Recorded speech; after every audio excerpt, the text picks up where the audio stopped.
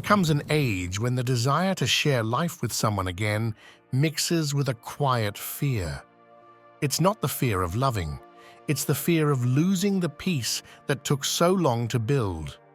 After 60, a relationship is no longer an innocent adventure. It's a decision that can bring order to what remains of life or turn it into a landscape of constant tension. You know this, even if you don't always say it out loud. Maybe you come from a long marriage, maybe from a loneliness that feels heavier at night. Maybe you feel you still have a lot to give, but also a lot to protect. And then the uncomfortable question appears. Am I looking for companionship, or am I running from the silence? Do I want to share my life, or do I need someone to hold it up for me? These questions aren't romantic, they're necessary. My name is Gabriel, and this is the Stoic Garden. Next, I'm going to show you 8 points, viewed through the philosophy of the ancient Stoics and through my own experience, that helped me avoid confusing love with dependence or companionship with disorder. Not to tell you what to do, but to help you think clearly before opening a door that at this stage of life isn't always easy to close again. 1. Putting the house in order before opening the door. Before thinking about sharing your life with someone, there's a question almost no one asks themselves honestly. What is your life like when no one is watching? I'm not talking about feeling lonely on some Sundays. I'm talking about your real routine, your mornings, your silences, how you eat, how you sleep, what holds you up when there's no conversation. At this age, a relationship cannot be a lifeline thrown to a drifting life. If your life has no order, a partner won't fix it. They'll expose it. I think about this often when I wake up early and make coffee in silence. The house is calm. I know what time I go for a walk, I know when I read, I know when I rest. It's not an exciting life to anyone looking from the outside, but it's my life. It took me years to build that peace. I lost things, I lost people, I made many mistakes. And I understood something late, but I understood it. When your life is disordered, any presence takes control. When your life is ordered, only those who know how to respect it are allowed in. After 60, a relationship that enters without clear rules starts rearranging your inner furniture. It changes schedules, alters habits, introduces noise where there used to be silence. And if you're not clear about what things are sacred to you, you end up giving them up without realizing it. Not because the other person demands it, but because you didn't know how to protect them. Are you clear about which parts of your day you're not willing to negotiate? Or are you waiting for the relationship to tell you who you are now? I've seen men and women my age get carried away too quickly. They change their routine, give up activities, neglect self-care, all in the name of the relationship. At first it feels good. Then fatigue appears, irritation, the feeling of having betrayed yourself. And that's when silent reproaches begin. No one says them out loud, but both feel them. A relationship born on a fragile life becomes fragile itself. The Stoics spoke about self-mastery before attempting to share the world with others, not as a lofty idea, but as a practical necessity. If you don't govern your day, someone else will. And then don't complain about where it leads. It's not coldness, it's responsibility. At this age, responsibility is no longer toward the future, it's toward dignity. One simple, though uncomfortable tool is to write out your ideal week before thinking about a partner. Not the dreamed-up week, but the possible one. Schedules, habits, silences, personal space. When that's clear, you know from where you're inviting someone to come in. If you can't sustain your life on your own, the relationship won't be companionship. It will be a crutch, and crutches, over time, exhaust both people. I'll leave you with this idea, not to close it, but to let it stay with you. A relationship after 60 doesn't start with the other person. It starts with you. And if that isn't solid, what comes next usually doesn't bring calm. But where? In the next point, we'll look at something even more uncomfortable, the difference between being alone with strength and being alone out of fear. 2. Trained solitude, not endured solitude. There's a huge difference between being alone and not being able to stand yourself. At a certain age, that difference becomes decisive. Many people say they're looking for a partner out of love, but if you listen carefully, what comes through is fear of silence. And fear is a poor advisor when it comes to choosing who to let into your life. Untrained solitude pushes you. Trained solitude allows you to choose. I learned this late. For a while, after being widowed, I filled the house with noise. The radio always on, unnecessary visits, going out without really wanting to. It wasn't a social life. It was avoidance. I didn't want to sit with myself. And when you can't stand yourself, any company seems good. The problem is that this kind of choice almost never ends well. Being okay alone isn't about isolating yourself or becoming hardened.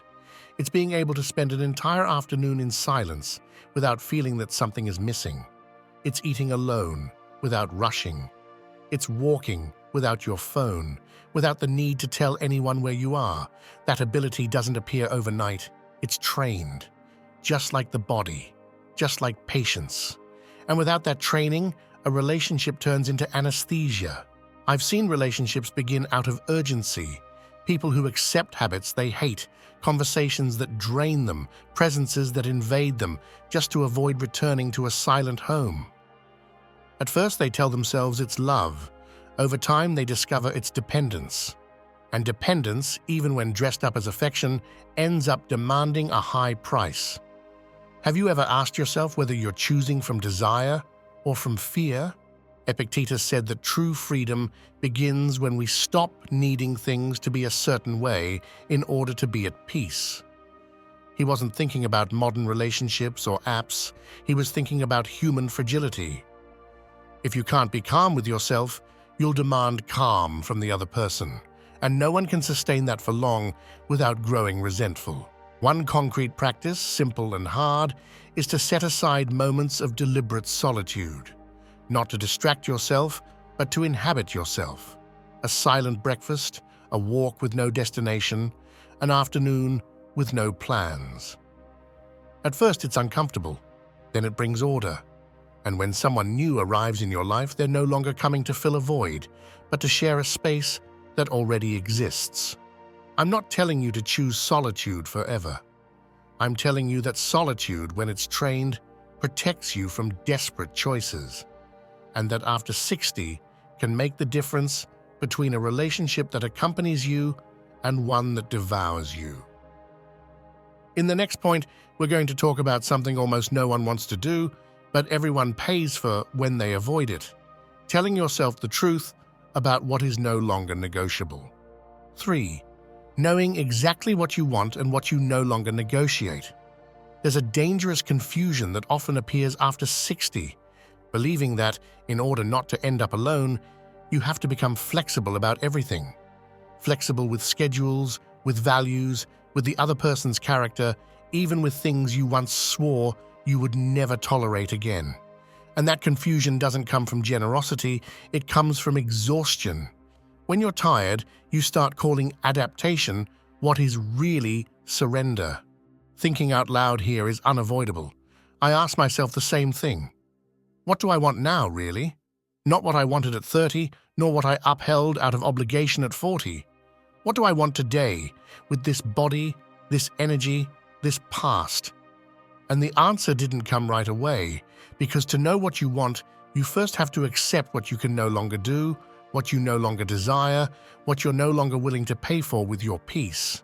At this age, not being clear about non-negotiables is opening the door to silent agreements. No one signs them, but both feel them. You stay quiet about something that bothers you. The other person assumes it's fine. Months go by, and that silence turns into resentment. And resentment, when it appears, doesn't ask whether you're young or old. It simply erodes.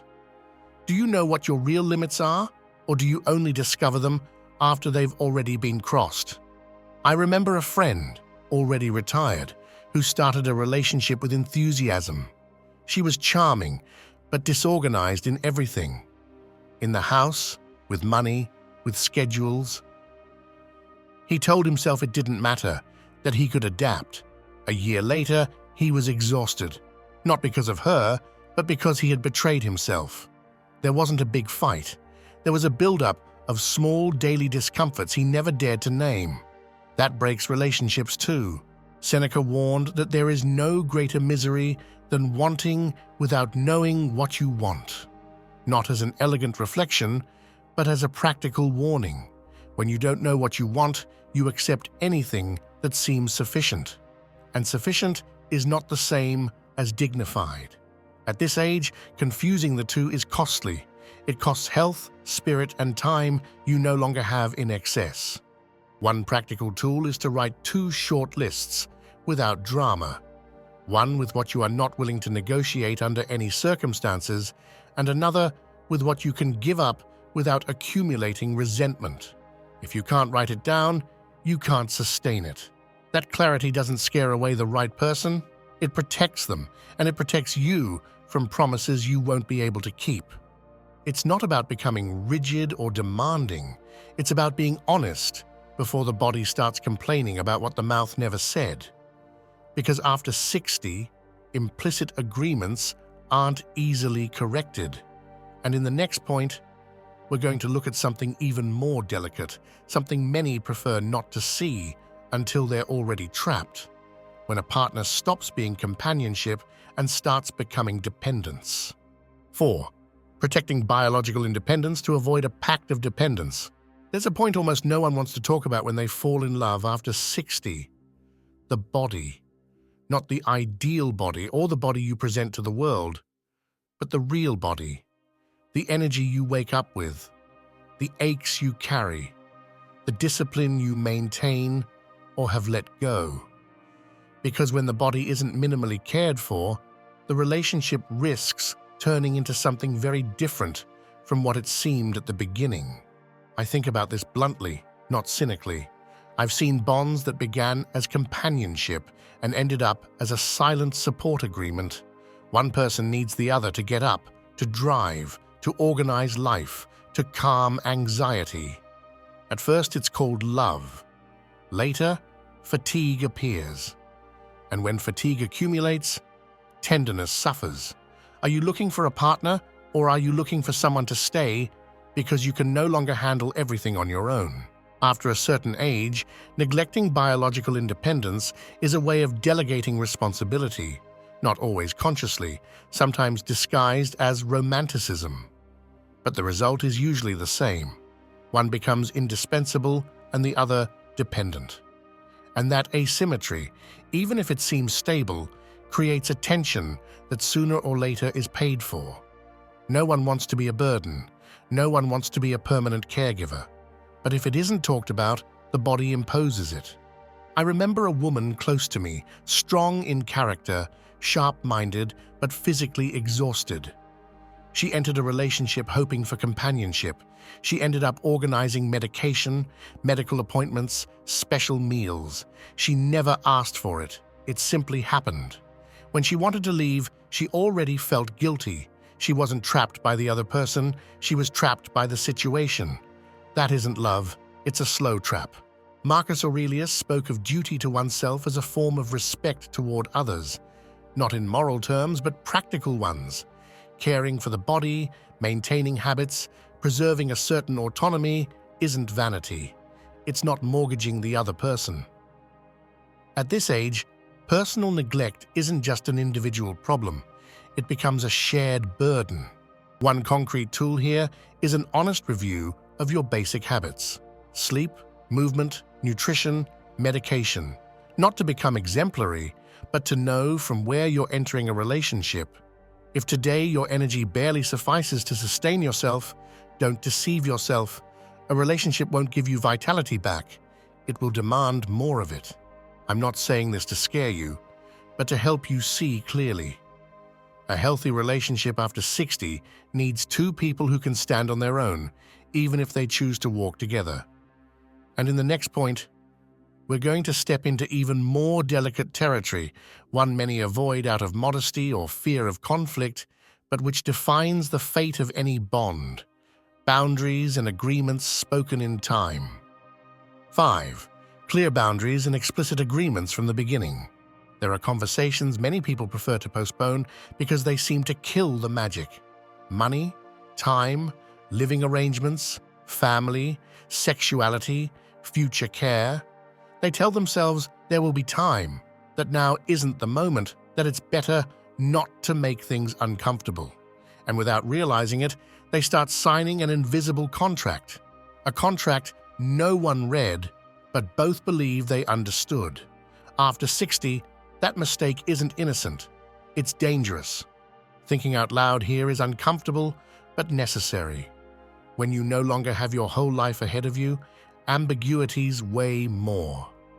I've learned that not speaking in time doesn't avoid conflict. It only pushes it into the future, where it arrives heavier and with less energy to resolve it. What's left unsaid turns into expectation. An expectation, when it isn't met, turns into resentment. I've seen older couples break apart not for lack of love, but over practical issues never discussed. One assumes there will be no living together. The other is already making space in the closet. One believes money is shared. The other thinks everyone handles their own. No one lied. No one talked. Have you ever stopped to think how many arguments are born from assumptions rather than bad intentions? In old age, boundaries aren't walls. They're signs of respect. Saying I need my space, my time, my routines isn't selfishness. It's honesty. And early honesty saves later wear and tear. When agreements are explicit, the relationship can rest. When they're implicit, the relationship tightens, even if no one quite knows why. I remember a conversation I had years ago, uncomfortable but clean. We talked about money, about mutual help, about how far yes went and where no began. It wasn't romantic, it was adult, and thanks to that, we never had to reproach each other for what had already been said. Sometimes real care isn't avoiding the topic, but facing it calmly. One concrete tool is simple, though it requires courage. Choose a calm moment and put the basic topics on the table without drama or ultimatums. Not to negotiate everything, but to know where you stand and where the other person stands. If you can't talk about this at the beginning, think about what will happen when fatigue or illness enter the scene. It's not about controlling the future, it's about not handing your peace over to misunderstandings. Because after 60, complaints weigh more than caresses. And in the next point, we're going to look at something even deeper and more personal.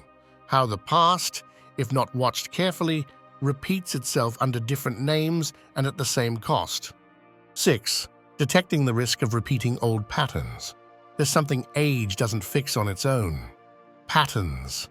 The other person's face changes, the context changes, even the language changes, but certain dynamics return if you don't look at them head-on.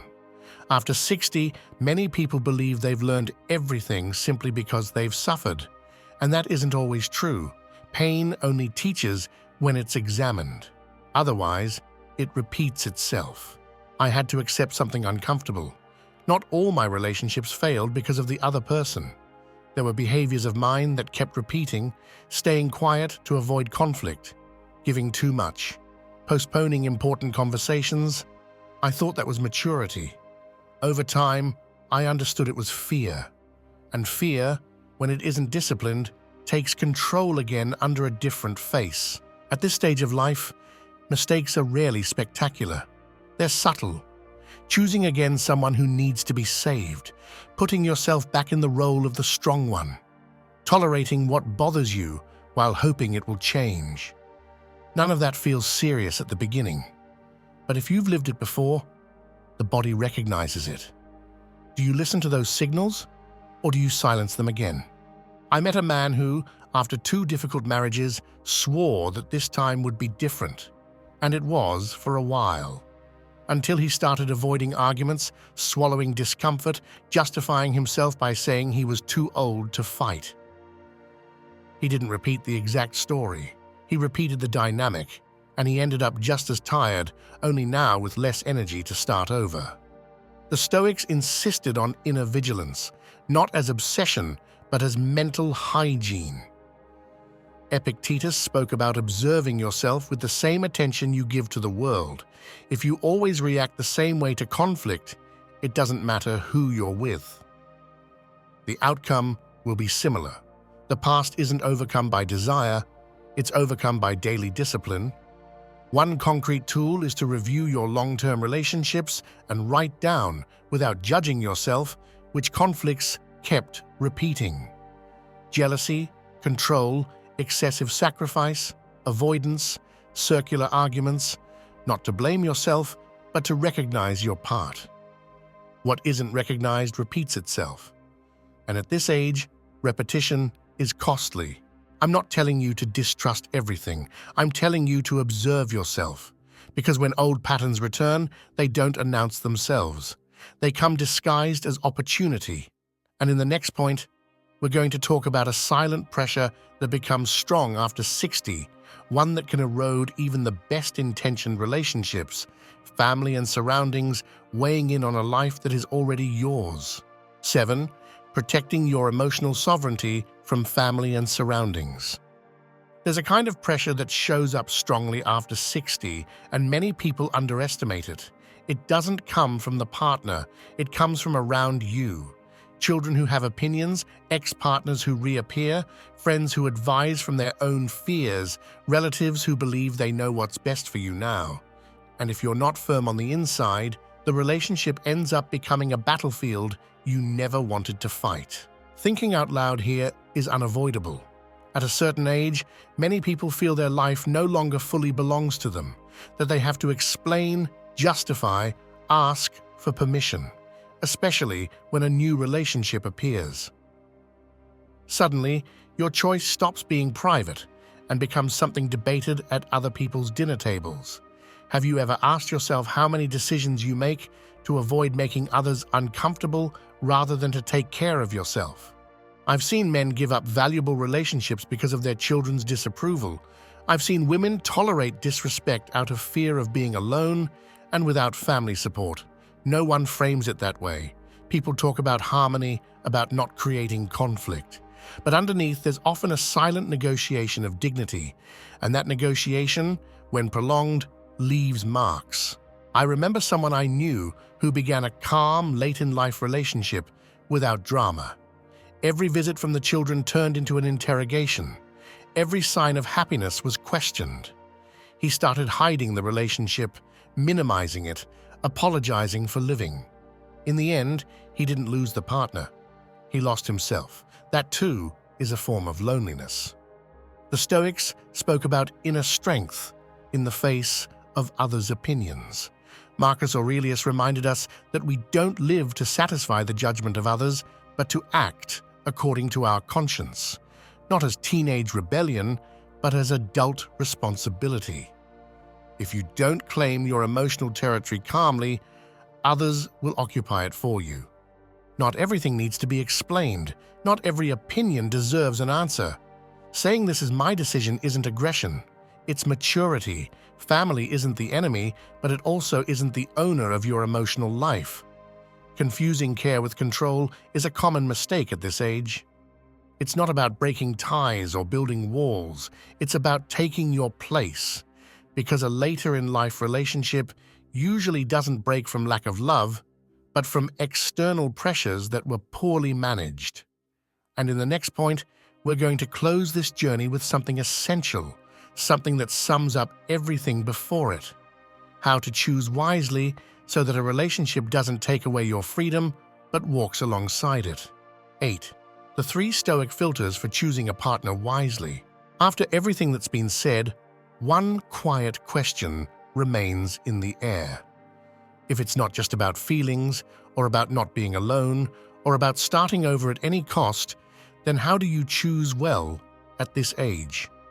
Not with blind enthusiasm, not with fear. You choose with filters. Simple, sober filters, hard to maintain when emotion is strong, but necessary if you want to protect your peace. The first filter is proven character. Not what the person says when everything is going well, but how they behave when things don't go as expected. Observe how they handle frustration, disagreement, fatigue. After 60, conflict doesn't disappear. It becomes more costly. If someone reacts with victimhood, control, or aggression to small tensions, imagine what they'll do when life truly tightens. Do you feel calmer or more on edge when there's a problem? The second filter is compatibility in daily life. I'm not talking about refined tastes or big dreams. I'm talking about habits, order, rhythm, rest, care of the body, relationship with money. At this age, daily life is the relationship. If that doesn't fit, nothing else makes up for it. I've seen couples with deep emotional connection break apart over tense breakfasts, incompatible schedules, opposing ways of living in the same home. Love doesn't fix the everyday, it amplifies it. The third filter is respect for your freedom. This is essential. The right person doesn't invade, doesn't govern, doesn't absorb. They accompany. They add without taking over. They respect your silences, your time, your space.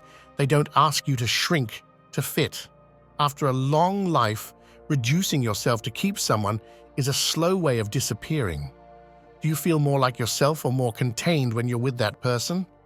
I remember a man I met later in life. He fell in love calmly, without rush. He spent months observing more than promising. When I asked him why he was moving so slowly, he told me something simple. I don't want to lose the life I managed to build on my own. If someone comes in, they have to know how to walk beside me, not in front of me and not behind me. That wasn't coldness. It was earned wisdom. The Stoics weren't looking for intense relationships. They were looking for just ones, where each person takes responsibility for themselves, where union isn't fusion, where the bond doesn't cancel personal sovereignty.